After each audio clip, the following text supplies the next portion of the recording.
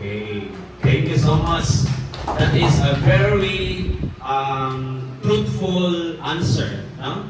Never stop trying even in the midst of trials and hardship. Walang kukurap. Okay? So this video encourages the audience to react the story to encourage the students like you to pursue your dream.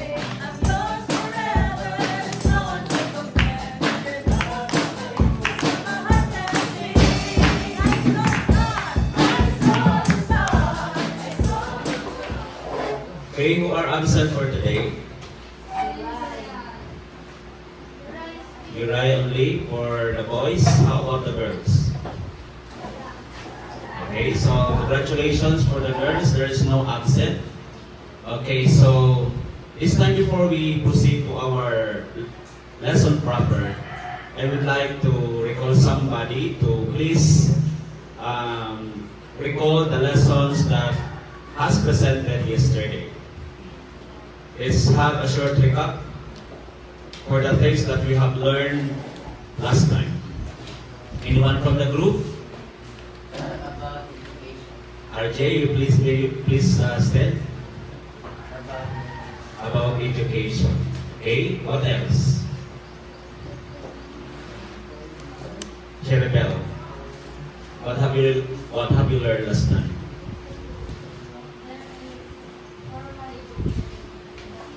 Okay, so we talk about formal education and non-formal education. Okay, Hasna, can you please elaborate, tell something about formal education? Formal education is about like for example elementary, secondary, college, and the non-formal education is about like seminars, workshops. Okay, very good. So in other words, formal education are an education that is situated or based on happening inside a classroom wherein we are following the lecture and there is some outputs to be passed. Okay? So thank you so much. So by this time, I want you to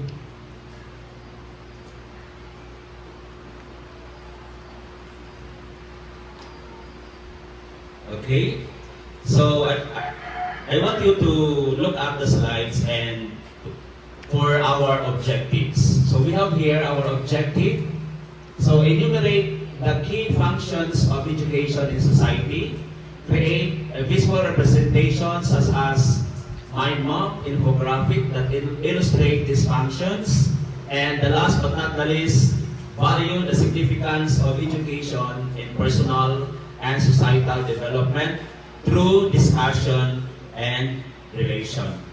Okay, so before the lesson proper, I would like you to stretch out this to be inspired more about education.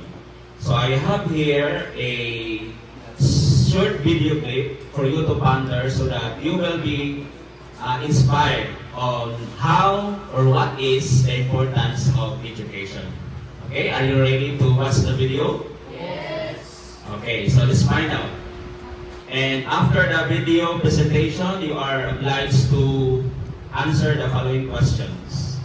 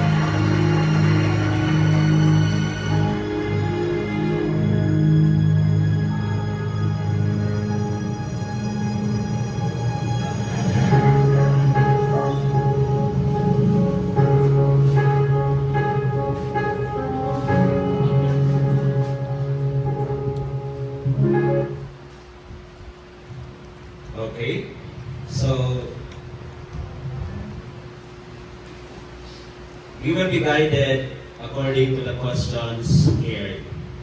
Okay, so Roger, can you please read the question number 1? What was the message conveyed there? Okay, what was the message conveyed in the video? Or what is the message of the video all about? Roger, what is the message of the video all about?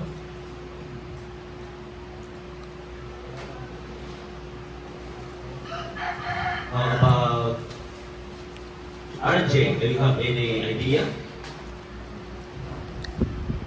The video or the message is all about if there is something to educate yourself, then you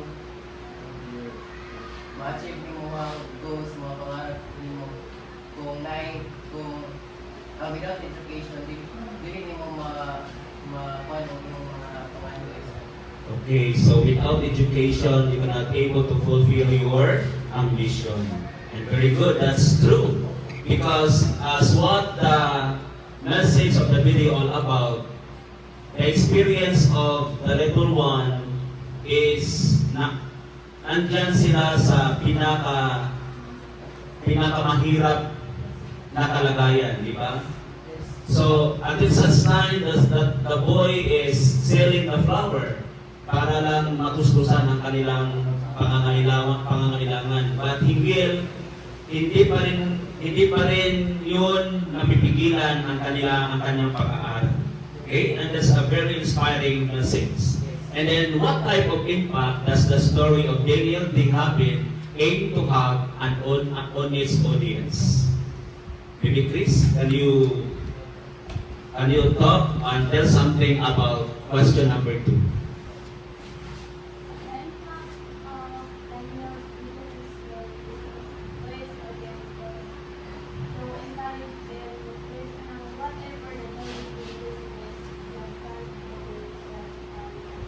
Wow, very good. And that's very well said. And whatever challenges as a student that comes on your way, do not give up.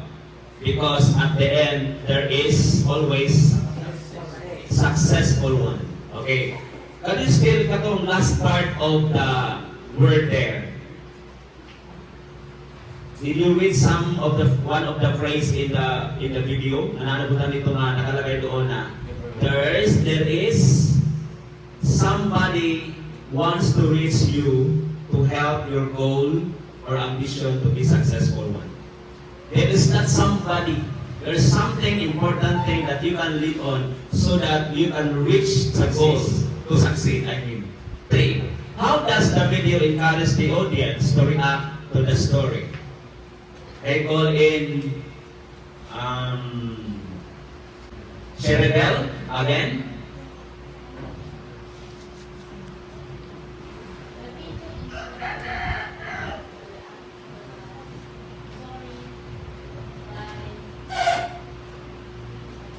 Captivating the audience because the video was really wholesome and it shows that whatever the past experience of the young boy was really starting from pursuing his education. Okay, thank you so much. That is a very truthful answer. No?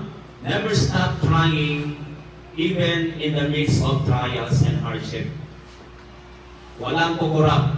Okay? So this video encourages the audience to react the story, to encourage the students like you to pursue your dreams. I know you can relate what the video is telling all about us because we experience a lot of things of poverty, under hardship, di ba? And education is one at a time helping us in order for us to stand firm and to have a very important opportunity awaits on your way.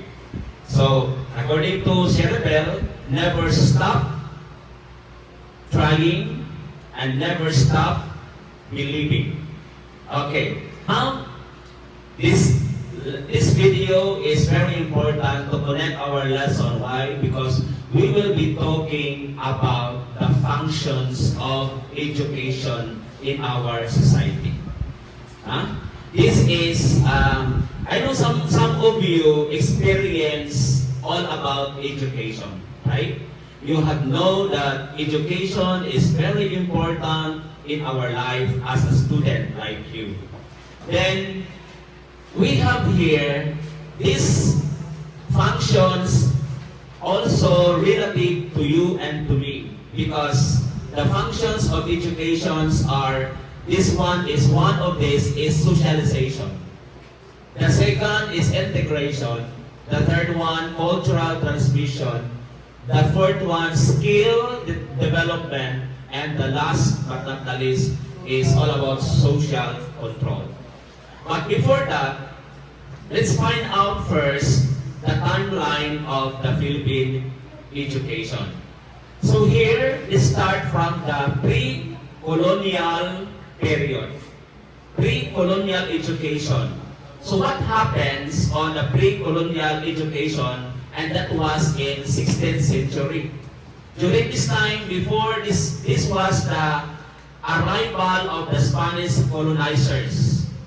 They are done in formal education and based on their oral tradition. So when we say informal education, there is no proper of giving an education because they are just basing in the oral tradition. That is just on their things that they have to say.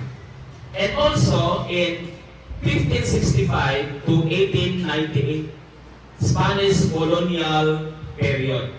And during this time, this is the arrival of the Spanish formal education was introduced as a tool for spreading Christianity. 1565 to 1898.